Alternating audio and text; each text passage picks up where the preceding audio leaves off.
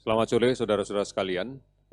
Hari ini tanggal 18 Mei 2020 pukul 12.00 kami akan melaporkan kembali beberapa hal yang terkait dengan upaya kita bersama untuk menanggulangi pandemi COVID-19 yang secara terstruktur dipimpin oleh gugus tugas percepatan penanganan COVID-19 baik di tingkat pusat maupun di tingkat daerah. Saudara-saudara, dari evaluasi sementara yang kita dapatkan selama penanggulangan COVID-19, kita mengapresiasi telah cukup banyak masyarakat yang kemudian memahami tentang penyakit ini, sehingga kemudian bisa mengambil sikap yang tepat, mengambil sikap yang benar, dan kemudian bisa berpartisipasi secara terus-menerus di dalam penanggulangan COVID-19 ini. Kita melihat sekarang masyarakat sudah mulai banyak berubah, mulai menyadari pentingnya melaksanakan pola hidup bersih sehat. Sudah mulai membiasakan untuk mencuci tangan dengan menggunakan sabun. Sudah mulai membiasakan apabila terpaksa harus keluar rumah akan menggunakan masker. Dan juga kemudian sudah menjadi tidak nyaman apabila berada di tengah kerumunan orang yang banyak. Ini adalah norma-norma yang sekarang sama-sama kita yakini dan sebagian besar masyarakat sudah memahami ini semata-mata karena ingin memutuskan rantai penularan COVID-19 ini. Saudara-saudara, semangat ini, kebiasaan ini mestinya harus bisa kita galakkan. Harus kita jadikan darah daging kita untuk menghadapi situasi pandemi secara global ini. Inilah sebagian dari pemahaman kita tentang suatu tatanan normal yang baru. Artinya inilah yang kemudian harus kita pertahankan dan inilah yang kemudian harus kita budayakan. Kami menyadari sepenuhnya bahwa basis dari perubahan ini tentunya adalah keluarga. Oleh karena itu, kepala keluarga sebagai panutan dari seluruh keluarga kita harus bisa memberikan teladan, harus bisa memberikan contoh agar kemudian kita bisa melaksanakan norma normal yang baru. Saudara-saudara, ini menjadi penting karena Badan Kesehatan Dunia WHO sudah menyampaikan bahwa virus COVID-19 ini tidak akan bisa hilang dalam waktu singkat. Dan ini pun juga tidak bisa lagi dimaknai sebagai permasalahan lokal. COVID-19 tidak bisa dimaknai sebagai masalah dari satu kabupaten tertentu, satu provinsi tertentu, atau satu negara tertentu. Ini sudah menjadi permasalahan seluruh dunia. Oleh karena itu, inilah yang menjadi salah satu pertimbangan untuk disampaikan oleh Badan Kesehatan Dunia atau WHO bahwa permasalahan COVID-19 bukan permasalahan yang pendek, bukan permasalahan yang singkat. Oleh karena itu, keberadaan ini harus menjadi sebuah paradigma berpikir yang baru untuk kita. Karena bagaimanapun juga ini tidak dimaknai bahwa kita harus menyerah dengan situasi yang seperti ini. Tidak boleh dimaknai bahwa kita harus tunduk dengan situasi seperti ini. Kita harus memiliki komitmen yang kuat untuk berdampingan dengan situasi yang seperti ini. Oleh karena itu, merubah bagaimana budaya dasar kita menuju ke budaya dasar yang baru atau menuju ke kehidupan normal yang baru. Ini menjadi lebih penting. Mari bersama-sama kita memahami ini, karena mari bersama-sama kita menghadapinya. Oleh karena itu, saudara-saudara sekalian, mari kebiasaan-kebiasaan kita untuk hidup bersih dan sehat, untuk selalu rajin mencuci tangan, untuk selalu menggunakan masker, untuk menghindari kerumunan, untuk kemudian menjaga jarak fisik pada saat kita melakukan interaksi sosial menjadi sesuatu yang penting. Inilah yang saya katakan sebagai bagian dari norma normal yang baru. Mudah-mudahan ini bisa menjadikan kekuatan untuk kita di dalam bukan hanya menghadapi COVID, tetapi juga penyakit-penyakit menular yang lain.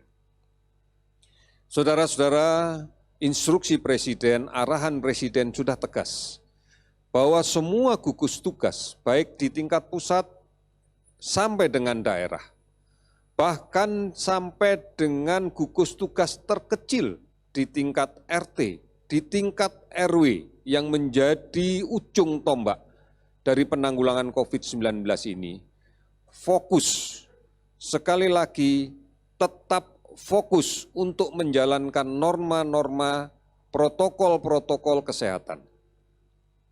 Tidak ada kebijakan yang dibuat pemerintah sampai dengan hari ini yang kemudian mengabaikan protokol kesehatan.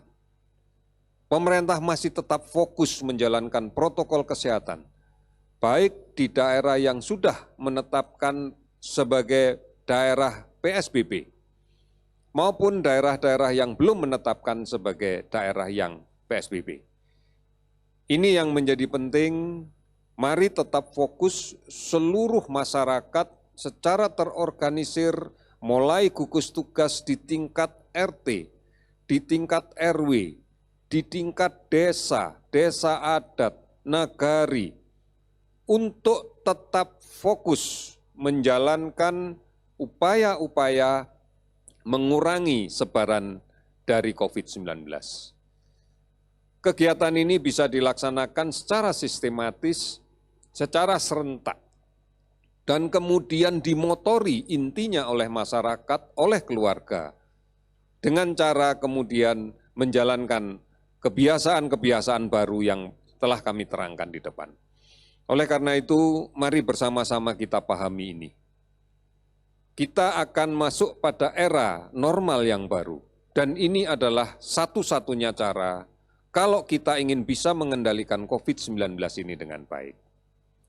Saudara-saudara, mari pahami ini, karena dengan cara tetap fokus pada COVID-19, fokus pada protokol kesehatan, maka kita akan bisa melihat bahwa penambahan kasus baru akan bisa kita kendalikan. Dan tentunya secara sistematis nanti akan semakin menurun. Dan ini pun juga dimaknai bahwa kasus kematian pun juga akan semakin bisa kita turunkan. Ini hanya bisa kita lakukan kalau kemudian kita secara lebih masif lagi melakukan pemeriksaan, secara lebih agresif lagi melaksanakan penelusuran kontak, dan secara ketat dan disiplin melaksanakan isolasi diri. Tentunya rumah sakit juga melaksanakan rawatan dengan yang lebih baik lagi. Inilah upaya-upaya yang kita harus lakukan. Oleh karena itu, bukan hanya kemudian kita menyikapi tentang cara hidup normal yang baru, tetapi juga kita harus mempertahankan produktivitas kita semuanya. Oleh karena itu, kita harus tetap produktif dan aman dari COVID-19. Ini yang disebut dengan normal yang baru. Saudara-saudara, sampai dengan hari ini kita sudah melakukan pemeriksaan spesimen sebanyak 190.660 dari 143.035 orang. Dari pemeriksaan ini kita dapatkan data-data kenaikan sebagai berikut untuk konfirmasi COVID-19 positif, naik sebanyak 496 orang, sehingga menjadi 18.010 orang. Kasus sembuh meningkat 195 orang menjadi 4.324 orang. Kasus meninggal 43 orang sehingga menjadi 1.191 orang. Sudah 389 kabupaten kota di 34 provinsi yang terdampak. Kami memperbarui update data kasus ODP. Kami hanya melaporkan kasus ODP seluruh Indonesia yang sedang kita pantau hari ini, yaitu sebanyak 45.047 orang. Sementara kasus PDP yang masih kita awasi saat ini berjumlah 11.414 422 orang. Ini yang harus kita perhatikan bersama-sama. Oleh karena itu sekali lagi, mari mulai sekarang kita mengawali kehidupan kita dengan norma-norma normal yang baru. Tentunya yang pertama adalah rajin mencuci tangan dengan menggunakan sabun dan air yang mengalir minimal 20 detik. Kemudian mulai menghilangkan kebiasaan untuk menyentuh wajah, mulut, hidung, dan sebagainya pada saat kita belum mencuci tangan. Kemudian menggunakan masker pada saat kita keluar rumah, hindari kerumunan. Dan setelah kembali ke rumah, pastikan masker kita ganti untuk dicuci lagi. Kemudian mencegah terjadinya kontak yang sangat dekat dengan orang lain. Karena kita tidak pernah tahu bagaimana kondisi seseorang. Oleh karena itu, paling tidak menjaga kontak jarak pada saat kontak fisik adalah lebih dari 1 meter. Kita akan lebih berhati-hati manakala kemudian kita berada di luar rumah. Dan yang paling penting adalah kita harus tetap produktif. Artinya kita akan produktif dengan norma-norma yang sudah kami sebutkan tadi. Di situasi sekarang, tidak mudik, tidak bepergian adalah pilihan yang paling bijak. Kita masih belum sepenuhnya bisa mengendalikan COVID-19 ini. Oleh karena itu kita jangan mengambil risiko untuk tertular COVID-19 ini.